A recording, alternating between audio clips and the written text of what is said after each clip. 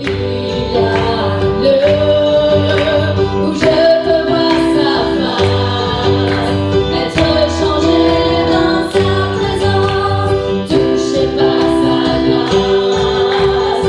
Il y a un son que j'entends partout, la louange s'élève et le peuple crie. Je chante un nouveau chant.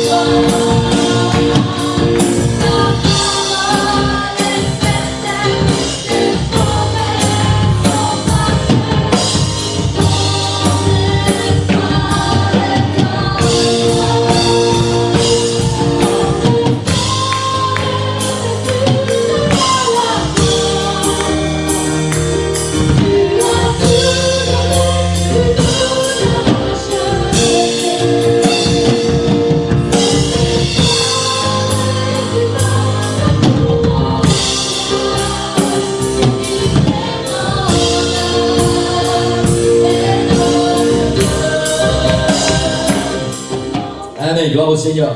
Alléluia. On va faire une première lecture dans Apocalypse chapitre 3. Et merci Seigneur, parce que voilà, maintenant j'ai des aides. C'est bien installé sur ma chaise. Voilà, mais c'est lui qui va faire les passages des PowerPoint, donc je dirais, je peux lui prêter ma chaise. Gloire au Seigneur, Apocalypse chapitre 3, on va lire les versets 7 jusqu'à 13. Écrit à l'ange de l'église de Philadelphie. Voici ce que dit le Saint, le véritable, celui qui a la clé de David, celui qui ouvre et personne ne fermera, celui qui ferme et personne n'ouvrira. Je connais tes œuvres. Voici, parce que tu as peu de puissance et que tu as gardé ma parole, que tu n'as pas renié mon nom. J'ai mis devant toi une porte ouverte que personne ne peut fermer. Diapo 2. Voici, je te donne ceux de la synagogue de Satan qui se disent juifs et ne le sont pas, mais qui mentent. La version le nom m'échappe, dit oh les menteurs. Voici, je les ferai venir se prosterner à tes pieds et connaître que je t'ai aimé. Parce que tu as gardé la parole de la persévérance en moi, je te garderai aussi à l'heure de la tentation qui va venir sur le monde entier pour éprouver les habitants de la terre. Diapo 3, je viens bientôt. Retiens ce que tu as, afin que personne ne prenne ta couronne. Celui qui vaincra, je ferai de lui une colonne dans le temple de mon Dieu, et il n'en sortira plus. J'écrirai sur lui le nom de mon Dieu, le nom de la ville de mon Dieu, de la nouvelle Jérusalem qui descend du ciel d'auprès de mon Dieu, et mon nom nouveau. Que celui qui a des oreilles entende ce que l'Esprit dit aux églises. Amen. Seigneur, merci pour ta parole ce matin.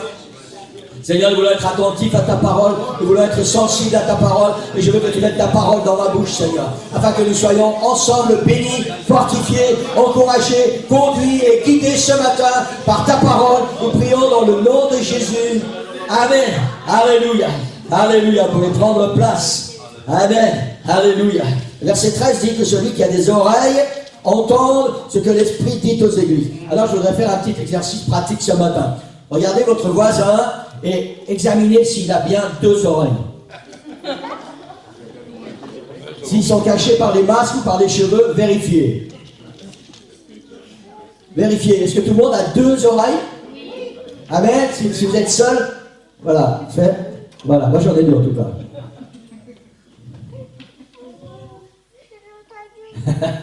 Amen. Amen. Jésus dit, c'est Jésus qui parle. Hein?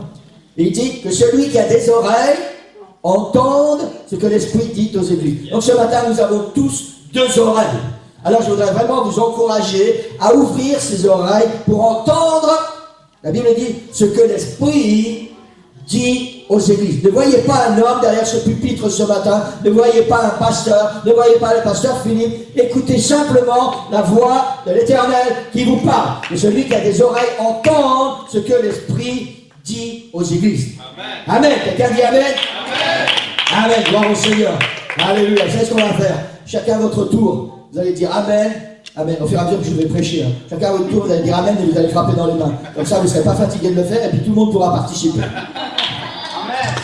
Amen. Merci Christian. Amen. Alléluia. Alléluia. J'aime bien ta coupe de cheveux, mais à moi, ça ne m'irait pas. Non, c'est bien pour toi. Alléluia, gloire au nom du Seigneur. Du coup, tout le monde se retourne. Comme ça, tout le monde sait que tu es là ce matin. Voilà. Merci Seigneur. Amen. Je dis, j'ai partagé pour ceux qui étaient là, avec ceux qui étaient là. Amen. J'avais deux prédications pour ce matin. Et un petit peu en blaguant, j'ai dit, on va faire la louange. J'ai apporté une prédication, on va refaire la louange. Je vais apporter la deuxième prédication. Mais ça serait trop long. Et pour moi, ça serait trop fatigant. Amen. Gloire au Seigneur. Mais c'est vrai que il y a tellement de choses. Amen. Une chose qui est sûre, c'est que très certainement, vous êtes béni si vous n'êtes pas pasteur. D'une certaine manière, vous êtes béni. Parce que si vous pouviez savoir tout ce qu'il y a dans la tête d'un pasteur, dans l'esprit d'un pasteur, dans le cerveau d'un pasteur, tout ce qui passe à l'intérieur, parfois c'est effrayant. ça n'arrête jamais. Et ça concerne Dieu et l'Église. Et ça n'arrête jamais. Jamais. Amen. Parfois vous êtes bénis de pouvoir vous reposer avec votre cerveau. Amen. Vous devez dire merci Seigneur. Quand vous êtes là au calme, en train de vous prélasser au soleil, Seigneur, ah, merci Seigneur pour le soleil. Rien à penser. Ah, merci pour ce repos de l'âme, Seigneur. Amen. Alléluia. Gloire au Seigneur. Je ne dis pas ça pour me plaindre. Hein. Amen. De toute façon, moi, si ça soit dans mon cerveau, que ça soit dans mon corps, s'il n'y a rien qui bouge, je vais mourir. Donc il faut que ça bouge dans tous les cas. Amen. Et merci Seigneur pour notre cerveau. Alléluia. Alléluia. Le Seigneur, cette semaine, m'a ramené en arrière. Vous savez, on ne peut pas vivre avec le passé, et ça c'est un paradoxe quelque part. On ne peut pas vivre avec son passé, mais on ne doit pas oublier le passé. Maintenant, je vais essayer d'être un peu plus clair. Si quelqu'un vous a fait mal dans le passé, oubliez ça. Si quelqu'un avait des choses qui n'étaient pas correctes envers vous, oubliez ça. Mais je parle des promesses du Seigneur, je parle de tout ce que Dieu a fait dans votre vie, je parle du chemin que le Seigneur avait tracé, par lequel il vous a conduit, par lequel il vous a dirigé et qui vous a conduit jusqu'à aujourd'hui. N'oubliez pas ça. Toutes les promesses que Dieu vous a faites, n'oubliez pas ça. Tout ce que vous avez reçu, toutes les bénédictions qui ont été les vôtres, n'oubliez pas ça. Toutes les fois où Dieu a répondu à vos prières, n'oubliez pas ça. Toutes les fois où vous aviez un besoin particulier et Dieu a répondu, n'oubliez pas ça. Amen. Alléluia. Alléluia. Alléluia. Dans les moindres détails, Église. Dans les moindres détails. Alléluia. Vous savez, il y a des choses qu'on ne peut jamais oublier. Notre cerveau est sélectif. On ne sait pas pourquoi. Il y a des choses qu'il retient plus que d'autres. Parfois, moi, je parle avec mon épouse. On parle de certaines situations qu'on a vécues, des choses qui se sont passées, des endroits où on est allé. Et tu te souviens, Méline? Je trouve rien, je ne me souviens pas. Et parfois, c'est le contraire. Moi, je lui dis, tu te souviens ça? Elle dit, non, je ne me souviens pas. Vous savez, je me souviens d'un jour, il y a très longtemps, je n'étais pas encore pasteur. Et j'avais. En fait, c'était comme maintenant, je n'avais pas beaucoup d'argent. De ce côté-là, rien qui a changé. Quand j'ai un costume foncé, j'aime bien avoir des chaussures noires. Quand j'ai un costume marron, j'aime bien avoir des chaussures marron. Ça a toujours été. J'aime bien, au moins quand je sors le dimanche pour aller à l'église. Et puis, j'avais plus de chaussures marron. Certainement, vous connaissez ça. Je pouvais mettre des chaussures noires avec un costume marron, ça ne change rien. Hein. Mais je voulais des chaussures marron. Et vous savez quoi? J'ai même pas eu le temps de demander au Seigneur. Quelqu'un est venu me voir et m'a dit, Philippe, combien tu chausses? Et puis on m'a présenté une paire de chaussures. Jamais je me serais payé des chaussures aussi peu. Et c'était juste ma pointure. Et ça, je ne veux pas oublier. Pour des paires de chaussures, le Seigneur prend soin de moi. J'avais besoin des pneus pour ma voiture, le Seigneur a pris soin de moi. J'avais besoin d'être baptisé du Saint-Esprit, le Seigneur a pris soin de moi. J'avais besoin que le Seigneur sauve mes enfants, le Seigneur a pris soin de moi. Si vous saviez tout ce que le Seigneur a fait pour moi, et je ne veux pas oublier ça.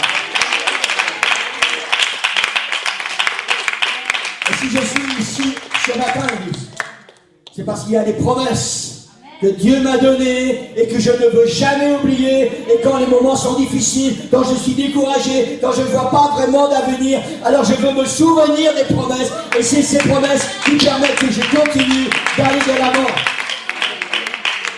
Amen. Alléluia. Alléluia. Gloire au nom du Seigneur.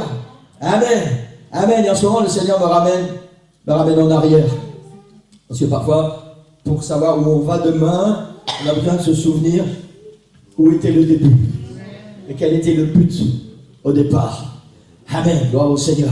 Il y a un peu plus de 24 ans, un peu plus, il y a eu 24 ans début mars. Il y a un peu plus de 24 ans, pour ceux qui la connaissent, la sœur Tchoula, sœur Brenda Tchoula, elle s'est levée un matin et elle a été voir son mari, le pasteur Tchoula, qui était notre missionnaire. Et vous savez, en général, dans un couple, c'est l'homme qui dit ce qu'on va faire. Dans un couple missionnaire, c'est le missionnaire qui décide des choses et ensemble ils font des choses. Ce matin-là, c'est sœur Tchoula qui a été voir son mari, notre missionnaire. Elle lui a dit, tu sais quoi? Il est temps qu'on ouvre une église à Nivelles. Alors on prend la voiture et on va à Nivelles. On va chercher une salle. Et ils sont venus à Nivelles, ils ont cherché une salle, ils ont trouvé une salle, et ils ont payé, ils ont réservé une salle pour 1 an, à l'avance. Et l'église de Nivelles était née. Parce que juste avant ce moment, on était, si mes souvenirs sont bons, on était 7 frères, que le pasteur Tchoula a préparé pour entrer dans le ministère. Il nous a formés, il nous a enseignés pour entrer dans le ministère et pour devenir pasteur. Et ce matin-là, la sœur Tchoula s'est levée, elle a dit au pasteur, elle a dit, il est temps qu'on ouvre une église à Nivelles. Peut-être j'étais de trop dans ce groupe de 7, peut-être je prenais trop de place à l'église de Bruxelles, je ne sais pas. Mais le temps était venu. Et ce jour-là, l'église de Nivelles est née. Et très rapidement, le Seigneur a prophétisé. Il avait dans cette ville de Nivelles un peuple nombreux qui lui appartient. Amen. Alléluia. Alléluia. Et on a commencé avec ferveur, pour ceux qui étaient là depuis le début, on a commencé avec ferveur à travailler pour le salut des âmes. Et on a vu des choses extraordinaires. Amen. Amen. Vous savez, parfois, il y a des gens qui n'osent même pas imaginer de ce qui peut se passer. Je ne sais pas si vous savez, j'ai déjà témoigné de ça. Amen. On est allé voir quelqu'un à l'hôpital qui était mort cliniquement.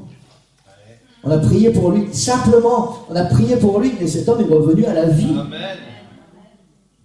Amen. Comment ne pas oublier ça?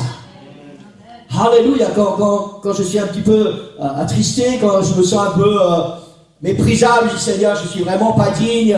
Alors je me souviens des choses comme ça. Je dis Seigneur, malgré ce que je suis, tu m'utilises pour que ton royaume s'accomplisse et pour que ta gloire soit révélée. Amen. Amen. Alléluia. Alléluia. Je ne crois pas exagérer, Église. On va faire un rapide retour en arrière parce que je veux vous emmener quelque part ce matin. Alors, je ne crois pas exagérer en disant que si toutes les personnes qui sont passées dans notre Église, dans ce lieu ce matin, avaient été persévérantes dans leur appel, toutes les personnes qui ont été bénies, qui ont été sauvées, qui ont été appelés, qui ont été baptisés au nom du Seigneur Jésus-Christ, qui ont été baptisés du Saint-Esprit, qui ont été guéris physiquement et spirituellement, qui ont exercé un ministère dans cette église, qui ont été envoyés par le Saint-Esprit. Si toutes ces personnes avaient été fidèles et persévérantes, je pense que tous les dimanches matins, nous remplirions une salle aussi grande que le Vauxhall.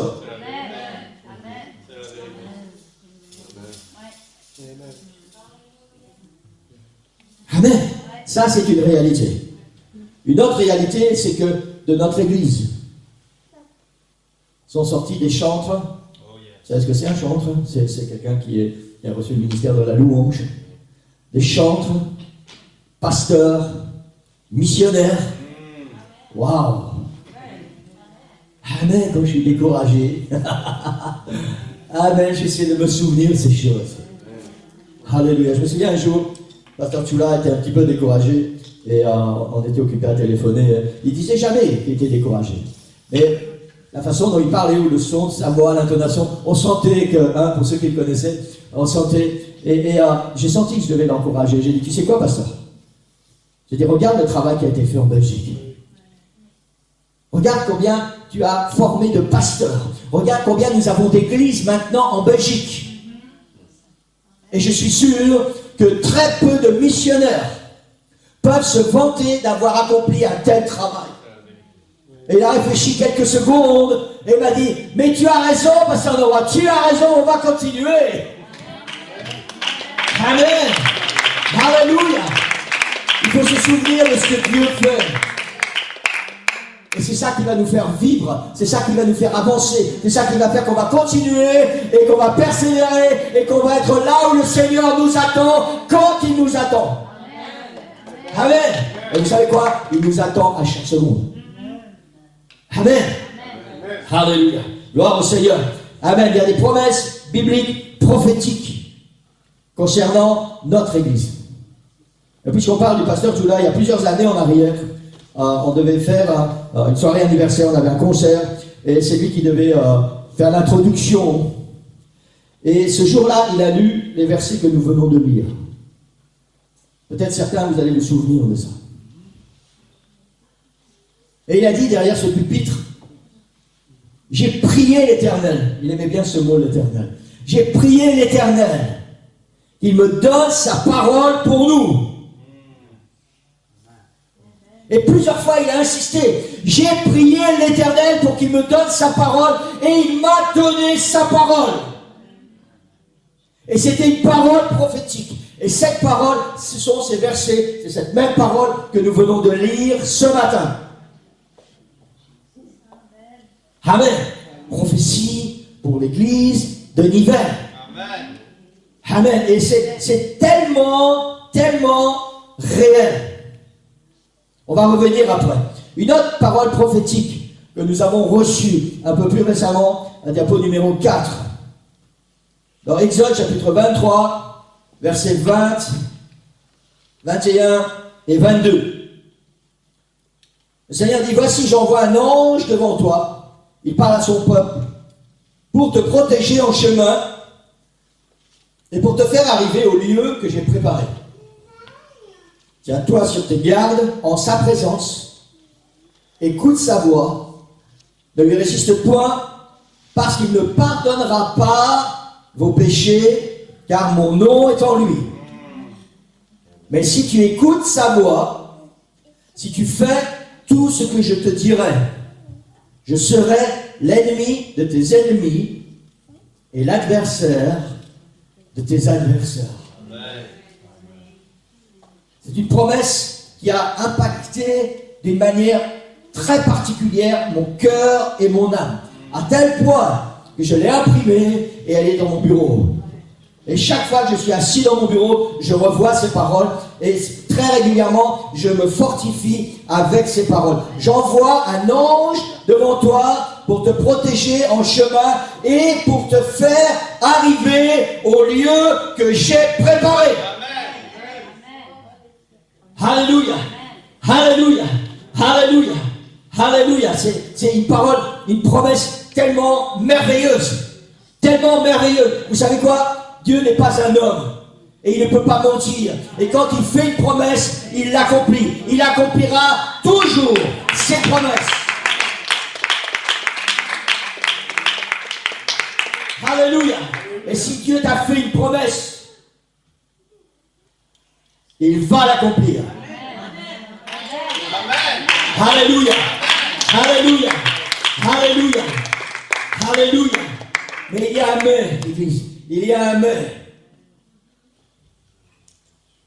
Il dit, voici j'envoie devant toi un ange pour te protéger en chemin et pour te faire arriver au lieu que j'ai préparé. Le Seigneur n'est pas pris au dépourvu. Il ne va pas te faire passer n'importe où pour te faire arriver n'importe où. Il a préparé un lieu, il a préparé le chemin et tout est déjà prévu d'avance. Peut-être un jour, je vais écrire un livre pour raconter un peu notre histoire sur Nicole et moi et les enfants, comment nous sommes arrivés ici, comment le Seigneur a travaillé dans notre vie. Alléluia. Le Seigneur n'a pas pris seulement un chemin. Si vous saviez, tous les chemins que le Seigneur nous a fait prendre, mais il avait préparé un lieu, il a préparé quelque chose. Alléluia. Alléluia. Ça, c'est ce que Dieu fait. Et puis, il y a ce qu'il attend que nous fassions. Parce qu'il y a une promesse. Il y a une promesse. Dieu a préparé un lieu, il a préparé un chemin pour te faire arriver quelque part. Ça, c'est ce que lui a fait. Mais maintenant, il attend quelque chose de notre part. Et il dit, tiens-toi sur tes gardes en sa présence. Écoute sa voix. Ne lui résiste pas, parce qu'il ne pardonnera pas vos péchés, car mon nom est en lui. Waouh, waouh. Et la promesse de bénédiction continue, il dit, mais si tu écoutes sa voix, si tu écoutes sa voix, si tu fais tout ce que je te dirai, je serai, waouh, l'ennemi de tes ennemis et l'adversaire de tes adversaires. Si tu écoutes sa voix, si tu fais tout ce que je dirai, alors je serai l'ennemi de tes ennemis et l'adversaire de tes adversaires, parce que j'ai préparé un chemin pour te faire arriver quelque part. Moi, je fais ce qu'il y a à faire, et toi, tu dois faire ce que tu dois faire. Alléluia. Et toutes les promesses du Seigneur, Église, toutes ces promesses sont comme ça. Le Seigneur fait des promesses. La Bible est remplie de promesses pour les enfants de Dieu, pour le peuple de Dieu. Mais le Seigneur attend quelque chose en retour.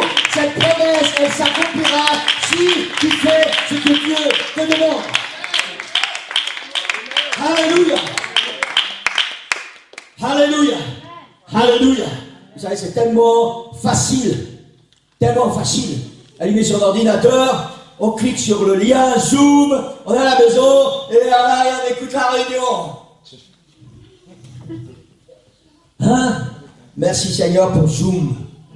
Et on va continuer d'utiliser Zoom. Vous savez, mon planning personnel pour l'église a été un petit peu retardé parce que j'ai eu quelques problèmes de santé. Mais c'est pas tombé à l'eau. Hein. L'église à la maison est toujours là, il est toujours bien réel et on va continuer d'utiliser Zoom. Et parce que je ne veux pas vous faire déplacer plusieurs fois pour ceux qui habitent plus loin, et je veux que tout le monde profite. Alors on va entrer dans ce domaine église à la maison. Je vais vous enseigner comment enseigner une étude biblique. Je vais vous enseigner les études bibliques basiques que vous devrez enseigner à tous ceux qui sont autour de vous. Comment recevoir le salut, comment être baptisé au nom du Seigneur Jésus-Christ et comment recevoir le Saint-Esprit. Et ensuite on va continuer et je vais vous enseigner des études bibliques. Parce que l'église a besoin d'études bibliques. Parce que le dimanche matin, à 10h15 jusqu'à 10h15, il n'y a personne ici pour l'étude biblique pratiquement. Et la Bible dit que le peuple meurt. Le peuple est détourné. Le peuple se laisse aller n'importe où, n'importe comment, parce qu'il lui manque la connaissance. Vous savez, il y a des prédateurs spirituels qui sont occupés plus que jamais à attirer les chrétiens à eux. Le monde ces gens sont en train de faire miroiter des choses aux chrétiens qui n'existent même pas. Ce sont des voleurs d'âmes, ce sont des prédateurs spirituels qui vont vous détourner. Et l'Église, chacun de nous, nous avons besoin d'une connaissance. Nous avons besoin du discernement des esprits. Pour savoir ce qui vient de Dieu et ce qui ne vient pas de Dieu. Pour savoir si cet homme ou cette femme sont des prophètes de l'Éternel ou pas. Amen. Donc on va continuer avec ça. Merci Seigneur pour Zoom. Amen. Merci Seigneur pour Facebook, ceux qui nous regardent ce matin. Alléluia. Merci Seigneur pour tout ce qui nous permet d'être ensemble, de partager la parole du Seigneur et de faire des choses qui vont faire grandir le royaume de Dieu et préparer les cœurs et les âmes pour le retour du Seigneur. Amen. Alléluia. Alléluia. 4 et 5. Et toute la prédication ce matin. Alléluia. Vous aimez? Et il me semble que mon fils n'a rien retouché aujourd'hui. Waouh! Bien. Amen. Oui, parce que j'ai un technicien, il aime les choses bien faites. Et quand moi je pense que c'est déjà parfait, il passe derrière et dit non, ça va pas. Il faut mieux encore. Amen, gloire au Seigneur, c'est bien, hein? C'est bien, il aime les bonnes choses, on ne va pas reprocher. Voilà, donc là, s'il y a un petit défaut, je vois que c'est un petit peu plus décalé en haut qu'en bas. Désolé, Romain. Alléluia. Alléluia. La clé est dans tes mains. Amen. Tout à l'heure, on a parlé d'oreilles. Tout le monde est sûr maintenant qu'on a chacun 2 oreilles. Amen. Est-ce que tout le monde a 2 mains aussi? Main gauche, main droite. Amen. Gloire au Seigneur. Est-ce que vous pouvez les 2 en même temps? Formidable. Ézéchiel, tu n'as pas la main? Ézéchiel? Non, pasteur, tes mains sont... Non, il se cache. Il dit non, elles sont trop belles, tu ne les verras pas maintenant. Amen. Alléluia. Gloire au Seigneur. Alléluia. Il y a la promesse du Seigneur. Il y a notre désir qu'elle s'accomplisse en faisant ce qu'il nous demande avec persévérance. Avec persévérance. Alléluia. En faisant ce qu'il nous demande. Pas ce que nous avons envie de faire. Ce qu'il nous demande. Avec persévérance. Je dois faire très attention à cause de ce Facebook. Waouh, merci Seigneur pour la technologie, mais pour nous les pasteurs, c'est pas toujours facile. Tellement de choses qu'on voudrait dire, partager avec notre église, mais on ne sait pas dans quelle région du monde ça va atterrir. Si vous saviez le nombre de personnes, familles qui sont arrivées dans notre église, avec un appel bien précis du Seigneur. Comment le Seigneur avait travaillé. Oui, mais toi tu es là, Véronique, tu es là, tu es fidèle, tu es persévérant, et merci Seigneur pour ça. Amen. Les gens qui sont arrivés dans notre église avec un appel particulier du Seigneur. Le Seigneur leur a révélé des choses. Des gens qui venaient de plusieurs endroits différents. Avec un appel précis. Ils savent exactement que c'est Dieu qui les appelait. Et le Seigneur les a envoyés ici. Et on a commencé à travailler avec eux. Parce qu'il y a des choses que tu peux faire. Il y a des choses que tu ne peux pas faire. Il y a des choses que Dieu veut que tu fasses. Et des choses que Dieu ne veut pas que tu fasses. Et si vous saviez le nombre de personnes qui ont reçu un appel, mais parce qu'ils ont fait un autre choix que celui de Dieu, sont partis. Moi, je veux bien servir Dieu, mais Seigneur, écoute bien comment on va faire. Vous savez, je me souviens d'une prière que j'ai faite souvent. Souvent. J'ai dit, tu vois, Seigneur, dans l'avenir, j'aimerais bien que les choses soient comme ça, comme ça, comme ça. Je veux plus de temps pour l'église, je veux plus de temps pour bénir l'église, pour préparer les prédications. Là, là. Et tu vois, la meilleure façon, c'est que tu fasses ça, ça et ça. Tu vois, Seigneur, je t'ai mâché le travail là. Il n'y a plus qu'à.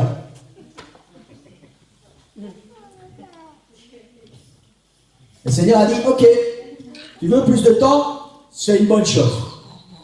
Tu veux plus de temps pour bénir l'église? C'est une bonne chose. Ça, je vais répondre. Mais pour le reste, moi, j'ai décidé autre chose.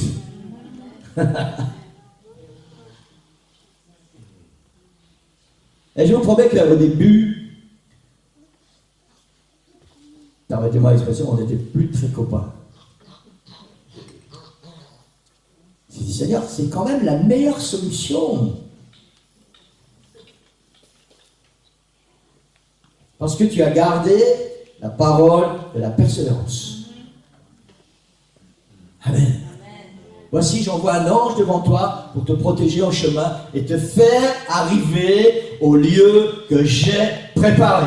J'ai préparé le chemin et j'ai préparé le lieu. Alors tu choisis, si tu veux arriver dans le lieu que j'ai préparé, tu dois utiliser le chemin que j'ai préparé. Parce que c'est le seul chemin qui va conduire là. Il n'y en a pas d'autre. Parce que j'ai fait des promesses pour ta vie, j'ai fait des promesses sur ta vie, j'ai fait des promesses sur ta famille. Et ces promesses, elles vont s'accomplir si tu passes par le chemin que j'ai tracé pour arriver là où je t'attends. Amen. Alléluia. Vous savez, les gens sont un petit peu égoïstes, on veut le beurre et l'argent du beurre. Hein? On veut les promesses, on veut que les promesses s'accomplissent, mais on ne veut pas faire d'efforts. Et avec Dieu, ça ne marche pas comme ça. Amen. On va revenir à la première lecture, je vais aller vite. Verset 7, il dit, écrit à l'ange de Philadelphie, voici ce que dit le Saint, le véritable, celui qui a la clé de David, celui qui ouvre et personne ne fermera, celui qui ferme et personne n'ouvrira. Amen. Amen. Est-ce qu'on peut tous ensemble répéter cette dernière phrase? Celui qui ouvre et personne ne fermera. Celui qui ferme et personne n'ouvrira. On va le refaire encore une fois un peu mieux coordonné. Celui qui ouvre et personne ne fermera. Celui qui ferme et personne n'ouvrira. Voilà ce que celui qui parle. C'est Jésus qui parle et il dit, je suis celui qui ouvre et personne ne fermera. Je suis celui qui ferme et personne n'ouvrira. Amen. Woo! Alléluia. Alléluia. Seigneur, je vois un sourire dans tes yeux. Voilà, merci Seigneur. Alléluia. Alléluia. La deuxième partie du verset, le Seigneur dit, d'abord il dit, celui qui ouvre, personne ne fermera. Celui qui ferme, personne n'ouvrira. Ensuite il continue, il dit, j'ai mis devant toi une porte fermée. Non, c'est pas ça? Ah, c'est bien, on a la même Bible. J'ai mis devant toi une porte ouverte que personne ne peut fermer. J'ai mis devant toi une porte ouverte que personne ne peut fermer. Alléluia. Alléluia. Alléluia. Alléluia. Alléluia. Notre Église, le Rocher Nouvelle, est une preuve vivante de cette parole prophétique. Le Seigneur a ouvert cette porte et malgré tout ce qui s'est passé, malgré tous ceux qui ont voulu que cette Église sorte, malgré tous ceux qui ont voulu du mal, cette porte est restée ouverte. Alléluia. Amen. Que personne ne peut fermer. Alléluia. Alléluia. Je dis bien, nous là debout, on va frapper dans les mains à cause de la parole du Seigneur. Alléluia. Ça fait du bien. Ça fait du bien. Alléluia. Alléluia. Alléluia.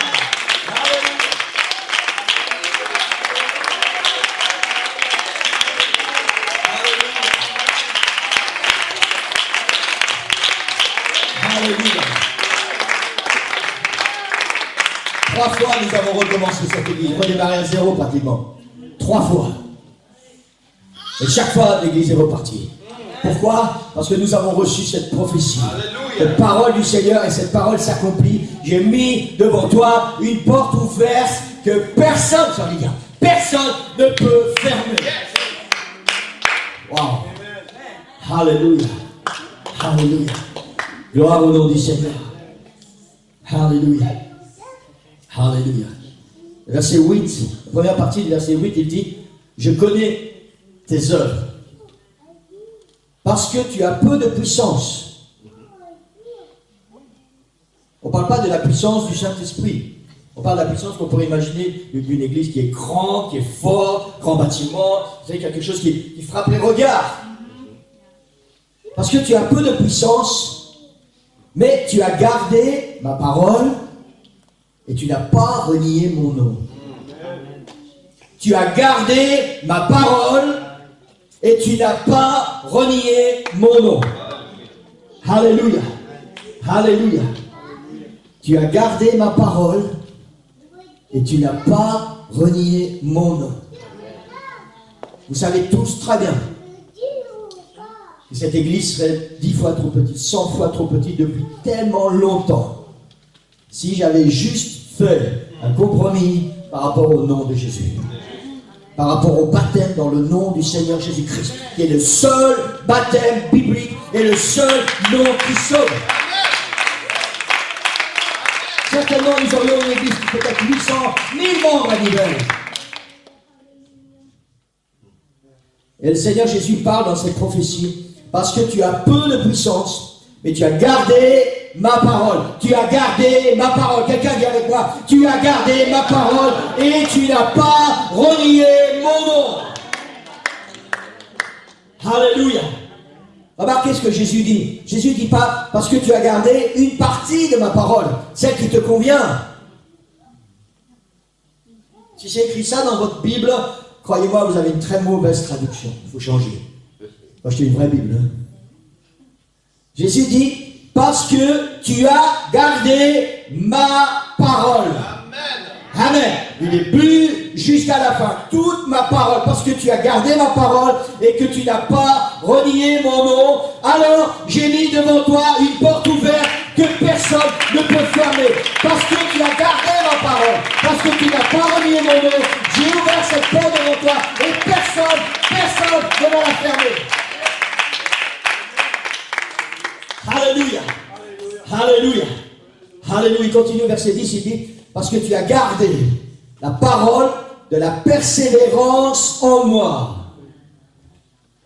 Parce que quoi qu'il s'est passé, quoi qu'il soit arrivé, tu as persévéré dans ma parole. Tu as persévéré dans ton appel. Tu as persévéré dans la promesse. Parce que tu as gardé la parole de la persévérance en moi, je te garderai aussi à l'heure de la tentation qui va venir sur le monde. Si on prend le temps d'étudier, on ne va pas faire ça ce matin, on n'a pas le temps et ce n'est pas le but. Cette tentation, elle englobe la tentation spirituelle. Tout ce qui va vouloir prendre la place de Dieu et qui va s'infiltrer dans l'Église. Je te garderai à l'heure de la tentation qui va s'abattre sur le monde. parce que tu as gardé la parole de la persévérance en moi. Et il finit au verset 11 et dit, je viens bientôt, retiens, garde, protège, retiens ce que tu as afin que personne ne prenne ta couronne. Alléluia.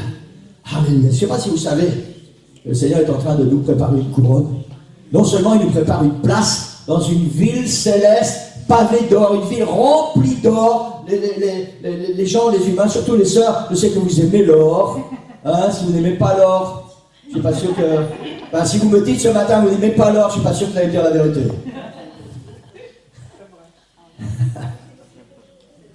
Une Jérusalem où les rues sont pavées d'or. Ça, c'est la demeure que le Seigneur nous prépare. Et la Bible dit qu'il est parti aussi de préparer une couronne. Il y a une couronne pour nous. Et sur cette couronne, il y a des bijoux, il y a des joyaux. Et chaque fois que tu fais ce que le Seigneur te demande, tu ajoutes un joyau sur ta couronne. Chaque fois que quelqu'un qui fait de mal et tu dis Seigneur pardonne-lui, il ne sait pas ce qu'il fait, alors tu ajoutes un joyau sur ta couronne. Chaque fois que tu es désespéré et que tu te relèves et que tu dis Seigneur, on va continuer parce que tu as fait une promesse et on va continuer pour aller jusqu'au bout de cette promesse. Tu ajoutes un joyau sur ta couronne. Et vous savez, parfois je pense à ça. Je ne sais pas à quoi va ressembler ma couronne. Parfois je pense à ça et je dis ok Seigneur, j'en veux une en plus. Alors on y va, on repart, on se relève. Parce que tu as gardé la parole de la persévérance en moi, je te garderai aussi. Ces versets, il y a 3 mots qui sont importants. Tu as gardé, tu as persévéré, maintenant tu dois retenir. Protéger. Alléluia. Et verset 12 dit celui qui vaincra. C'est un verset tellement puissant. Vous savez, je crois que c'est important quand vous lisez votre Bible, de vous arrêter sur chaque mot, de vous arrêter sur chaque phrase et d'essayer de comprendre ce que vous êtes en train de lire. Jésus dit, celui qui vaincra, je ferai de lui une colonne dans le temple de mon Dieu. Celui qui vaincra. Vous savez, pour vaincre, pour gagner, il faut se battre et il faut persévérer et il faut aller jusqu'au bout. Et Jésus dit, celui qui vaincra, celui qui aura persévéré, celui qui sera allé jusqu'au bout, je ferai de lui une colonne dans le temple de mon Dieu. Je ferai de lui une colonne. Et le verset 13, le dernier verset qu'on avait lu, que celui qui a des oreilles pour entendre ce que l'Esprit dit aux églises. Et je voudrais que vous puissiez bien mettre dans votre esprit ce matin que c'est l'Esprit du Seigneur qui est occupé à nous parler. Le Seigneur a une parole spécifique pour nous ce matin, pour vous qui êtes là et pour vous qui nous regardez. Alléluia. Ne croyez pas que parce que vous êtes à la maison, parce que vous êtes caché derrière un ordinateur, derrière un écran, alors les choses sont différentes. Non, non, le Seigneur a une parole spécifique pour toi ce matin, là où tu es. Amen. Amen. Alléluia. Diapo 6. Donnez-moi encore 5 minutes et j'ai terminé. Romains chapitre 8, verset 35. C'est l'apôtre Paul qui parle et il dit, qui nous séparera de l'amour de Christ?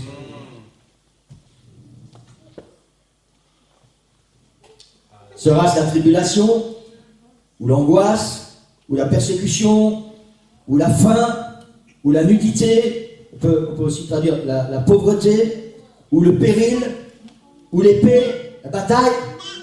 Qui nous séparera de l'amour de Christ? Qui pourra fermer la porte que Jésus a ouverte? Qui pourra réouvrir une porte que Jésus a fermée? Qui nous séparera de l'amour de Christ? Paul parle à l'église de Rome et il leur pose cette question. Est-ce que vous pouvez me dire, est-ce que ça sera la tribulation? Est-ce que ça sera l'angoisse? Est-ce que ça sera la persécution? Est-ce que ça sera la faim? Est-ce que ça sera la pauvreté? Est-ce que ça sera le péril, ce qui est dangereux? Est-ce que ça sera l'épée, la persécution?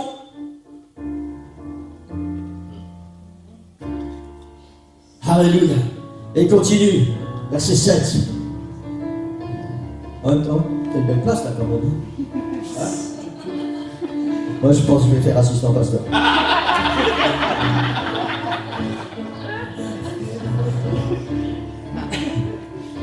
Alléluia. Merci Seigneur pour nos assistants pasteurs. Amen. Alléluia. Wow, Seigneur, tu es du mérite. Tu as du mérite. Amen. Alléluia. Alléluia. Verset 38, toujours dans Romains 8. Verset 38, l'apôtre Paul continue à l'église de Rome, il dit, car j'ai l'assurance que ni la mort ni la vie, ni les anges, ni les dominations, ni les choses présentes, ni les choses à venir, ni les puissances, ni la hauteur, ni la profondeur, ni aucune autre créature ne pourra nous séparer de l'amour de Dieu manifesté en Jésus-Christ, notre Seigneur. L'apôtre Paul est en train de dire à l'église de Rome, rien ni personne ne peut fermer la porte que Jésus a ouverte, et rien ni personne ne pourra rouvrir la porte que Jésus aura fermée. Alléluia. Et il donne des détails. Il dit, ça ne peut pas être la tribulation, ça ne peut pas être l'angoisse, ça ne peut pas être la persécution.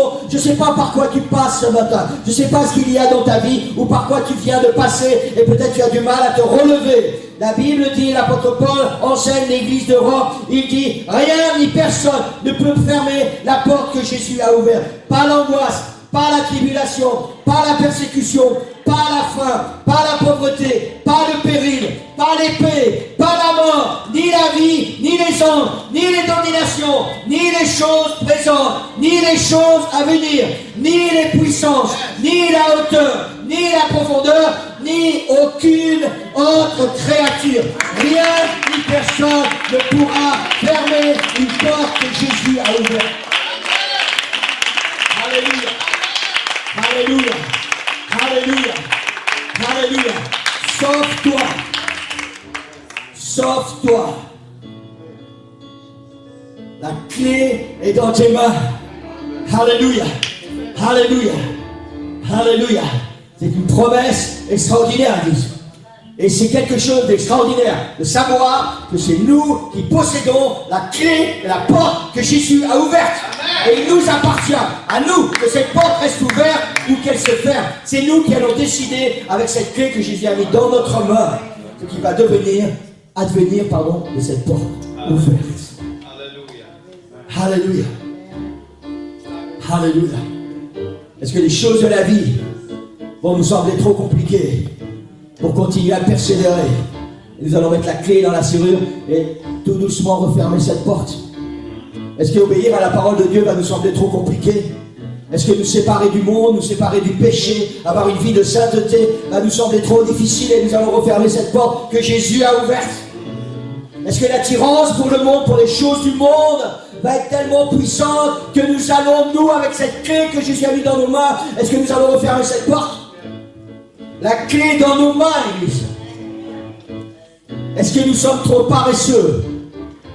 Est-ce que nous sommes devenus trop fainéants dans notre vie spirituelle pour entretenir notre vie spirituelle et un petit peu à la fois refermer cette porte avec notre clé que Jésus a mis ouverte? Est-ce que nous sommes devenus laxistes dans notre marche avec Dieu? Il y a tellement de choses, tellement de choses.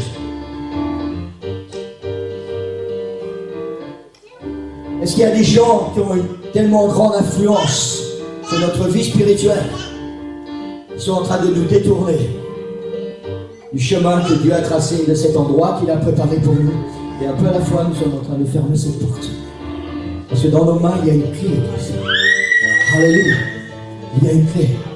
La promesse de Jésus. Et cette promesse, elle est formidable. Cette promesse, elle est extraordinaire. Elle nous appartient à chacun de nous. J'ai mis devant toi une porte ouverte. Alléluia. Que personne ne pourra fermer. Sauf toi. C'est toi qui vas décider quel sera ton avenir. Le Seigneur a déjà préparé. Il a préparé le chemin. Il a préparé l'endroit où il t'attend. Il a préparé tout ce qui est bon pour toi. Il a accompli tout le travail à la croix. Tout est dans ta main maintenant. Tout ce que le Seigneur te demande, c'est d'être fidèle, de persévérer et d'accomplir sa volonté. Cette clé que tu as dans tes mains, c'est celle qui va faire que la porte que Dieu a ouverte, elle va rester ouverte. Ou alors toi, tu vas la fermer. Parce que le Seigneur ne va jamais fermer une porte qu'il a ouverte. Jamais.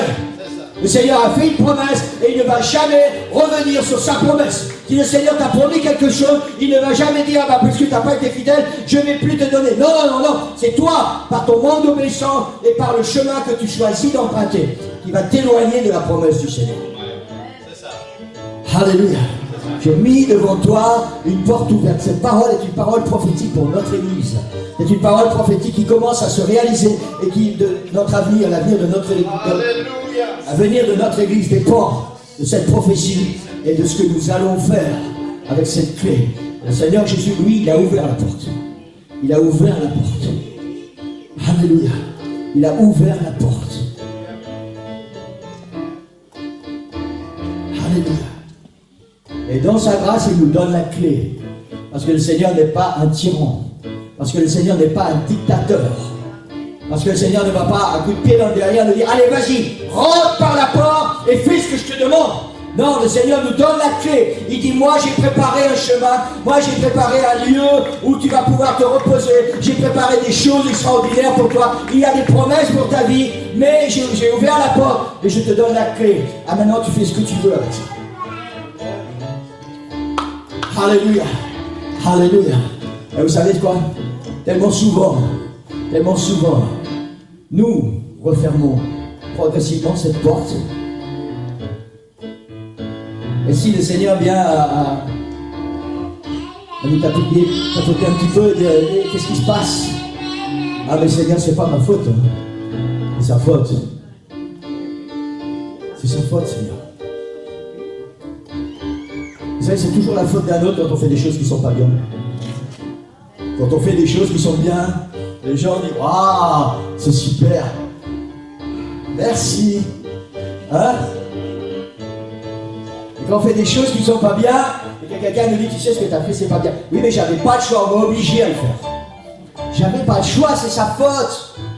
Le Seigneur vient et dit, fais attention, tu es occupé à refermer la porte que j'avais ouverte pour toi, tu es occupé à tirer avec la clé là. Et ouais, mais Seigneur, c'est pas ma faute, hein. C'est la faute du pasteur. Parce que pendant 3 mois qu'on a été confinés, il m'a même pas téléphoné une fois. Même pas une fois, Seigneur. Et honnêtement, si c'est arrivé, parce que c'est possible, je lui demande pardon pour ça. Et vous savez quoi? Devant Dieu, cette excuse, elle ne tiendra pas.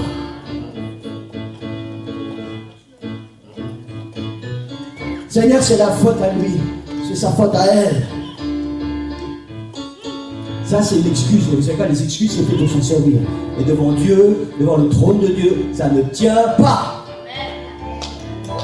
Seigneur, c'est parce qu'on n'a pas assez prié pour moi. J'ai besoin du baptême du Saint-Esprit, Seigneur, pour avoir cet esprit de persévérance, pour que cette porte puisse rester ouverte. J'ai besoin du baptême du Saint-Esprit, mais dans mon église, on ne sait pas prier pour moi. Je ne sais pas pourquoi, mais chaque fois qu'on prie pour moi, je ne ressens rien. C'est la faute de ceux qui prient pour vous.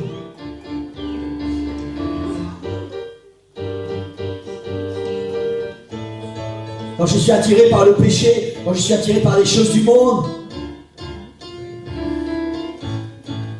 ah, c'est pas ma faute, Seigneur, hein, tu sais, c'est ma nature comme ça, c'est plus fort que moi. Il me semble, si on a la même Bible, hein, il me semble que quelque part, il est écrit, celui qui est en moi est plus grand que celui qui est dans le monde. Alors si c'est plus fort que toi, ça veut dire que celui qui est là n'est pas dans ton cœur et il n'est pas dans ta vie. Et c'est pour ça que tu refermes cette porte que Dieu a ouverte. Amen. Amen. Il y a une promesse, il y a une prophétie. Il y a un avenir pour toi, pour ton couple, pour ta famille et pour l'église. Il faut juste que tu gardes cette porte ouverte, que tu prêtes cette parole de la persévérance, que tu continues de ne pas renier le nom de Jésus et que tu ailles de l'avant, quoi qu'il arrive. Quoi qu'il arrive, parce qu'il y a un prix à payer. Il y a toujours un prix à payer. Alléluia. Alléluia. Mais il y a une promesse, église. Il y a une promesse. Alléluia. Alléluia. Gloire au Seigneur. Pour ceux qui peuvent, on va se lever ce matin. C'est terminé, le temps passe vite. Alléluia. Alléluia. Il y a une promesse sur ta vie, sur ta famille, sur ton église. La première promesse qui est importante ce matin, c'est celle qui concerne ta vie. Parce que si tu n'es pas en accord avec la promesse qui concerne ta vie, tu ne vas pas pouvoir aller dans cette promesse qui concerne ton couple ou ta famille ou l'église. Il faut d'abord que cette promesse qui concerne ta vie, tu te sentes concerné pour ça, personnellement. Cette promesse, elle n'est pas pour ton papa, elle n'est pas pour ta maman, elle n'est pas pour ton petit frère ou pour ta grande sœur. Cette promesse, elle est pour toi. Elle n'est pas pour papilou, mamilou, ou pour ton oncle ou pour ta tante. Cette promesse, elle est pour toi.